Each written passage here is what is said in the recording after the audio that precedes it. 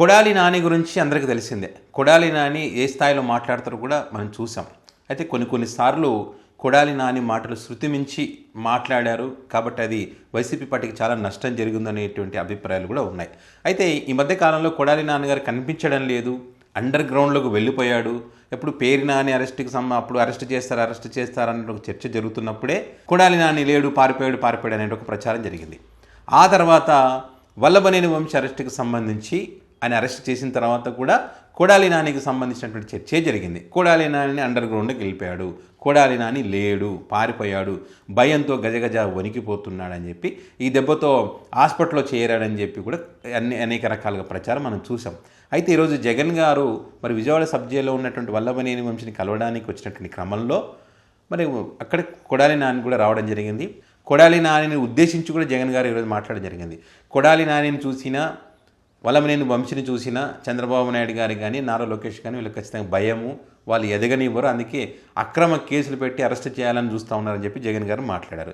అయితే ఈ సందర్భంగా జగన్ గారు మాట్లాడి వెళ్ళిన తర్వాత ఒక ప్రముఖ టీవీ ఛానల్కి సంబంధించినటువంటి వాళ్ళు కొడాలి నానికి సంబంధించి కొన్ని ప్రశ్నలు వేయడం జరిగింది. మీరు ఎందుకు గతంలో ఉన్నట్టుగా యాక్టివ్గా లేరు అని కూడా కేసు పెడతారు కదా, దానికి భయపడుతున్నారు. దానికి సంబంధించి కొడాలి నాని గారు మాట్లాడే మాటలకు సంబంధించి మీకు వినిపించే ప్రయత్నం చేస్తే ఆయన ఏం మాట్లాడారో ఒకసారి వినండి.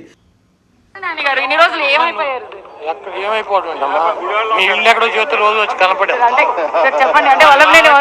నీకు కాదమ్మా, రాధాకృష్ణకి నీకు బిఆర్ నాయుడు గారికి మీ పేర్లు జ్యోతి వాళ్ళు వచ్చి కనపడి వెళ్తారు రోజు. Good morning. అంటే అంతకుముందు చాలా యాక్టివ్ గా ఉండేవాళ్ళు, బాగా మాట్లాడేవాళ్ళు, కమెంట్స్ గవర్నమెంట్ లో ఉన్న యాక్టివ్ ఇప్పుడు ఏం చేయాలి? భయపడుతున్నారా ఇప్పుడు? దేనికి? గవర్నమెంట్ లో లేనందుకు మాట్లాడితే ఏమైనా అరెస్ట్ చేస్తారేమో. కాదమ్మా, నీ ఉద్యోగం పీకేసిన కూడా యాక్టివ్గా ఉంటావు, మైక్ పట్టు తిరుగుతావా? నీ ఉద్యోగం పీకేశారు అనుకో, మైక్ అట్టు తిరుగుతావా? మా ఉద్యోగం పీకేశారు కదా, ఇప్పుడు ఏం చేయము యాక్టివ్ గా. అరెస్ట్ ఎలా చూస్తారు? అరెస్ట్ లాగానే చూస్తున్నామ్మా. ఏముంది, ఇవన్నీ మామూలుగా చిన్న చిన్న విషయాలు.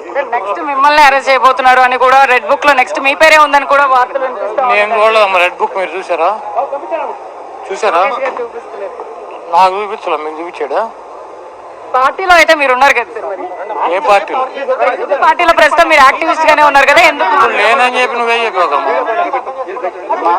ఈ రెడ్ బుక్కులు బ్లూ బుక్కులకి ఏం ఉపయోగం లేదు.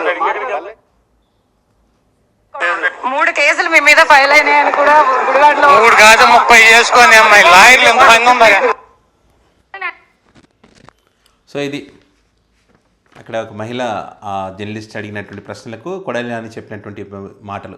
3 కాకపోతే 30 కేసులు వేసుకోండి, రెడ్ బుక్కులు వీటన్నీ నేనే భయపడేది ఏమీ లేదు, ప్రజలు మమ్మల్ని పీకేస్తారు కాబట్టి ఉద్యోగం నుంచి మేము యాక్టివ్గా లేము, అధికారంలో ఉన్నప్పుడు యాక్టివ్గా ఉండాలి, మాట్లాడాలి కాబట్టి మాట్లాడినాం, ఇప్పుడు మేము యాక్టివ్గా లేమనే విధంగా పార్టీలో ఉన్నాను, ఎక్కడికి పోలేదమ్మా, నేను కావాలి మీ పేరు చెప్పండి రోజు గుడ్ మార్నింగ్ చెప్పిపోతాను కూడా కొడాలి నాని మాట్లాడినటువంటి మాటలు. ఇన్ని రోజులు ఏదైతే కొడాలి నాని లేడు పారిపోయాడు, అండర్ గ్రౌండ్లో ఉన్నాడు, హాస్పిటల్లో ఉన్నాడు, భయపడ్డాడు అని చెప్పి ఏదో అంటారు, భయపడ్డాడు అంటారు కదా, ఆ రకంగా చెప్తున్నటువంటి క్రమంలో మరి కొడాలి నాని ఈరోజు కనపడడం జరిగింది, తనదైన స్టైల్లో మాట్లాడడం కూడా జరిగింది.